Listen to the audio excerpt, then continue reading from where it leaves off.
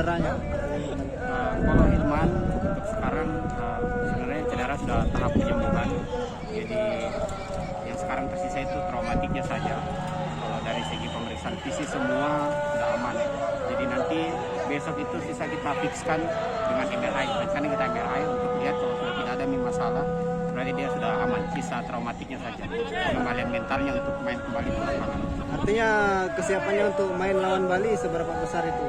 Kalau untuk itu kita akan lihat 2-3 hari lagi. 2-3 hari. Nah, namanya traumatik itu dia subjektif, tidak bisa kita tentukan pastinya. Tapi kalau dia 2-3 hari ke depan ini sudah bisa latihan sama tim, saya kira tidak ada masalah, tergantung dari pelatih nanti dia memasukkan atau tidak nanti pada saat lawan Bali. Kalau untuk Abdul Rahman, Kalau Abdul Rahman kita sudah MRI kedua kemarin. Besok itu ada jadwal untuk konsultasi terapinya sama dokter ortopedi besok sore. Jadi setelah besok itu kita tahu apakah dia butuh operasi atau dia hanya butuh terapi saja. Kalau terapi kira-kira sekitar 2 bulan. Sebenarnya cedera apa Rahman?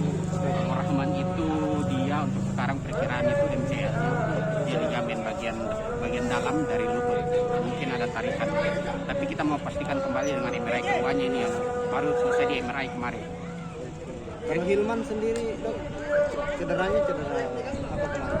Kalau kemarin hasil USG-nya meniskus medial meniskus bagian dalam, kemudian sama ligamen sampingnya, ligamen lutut.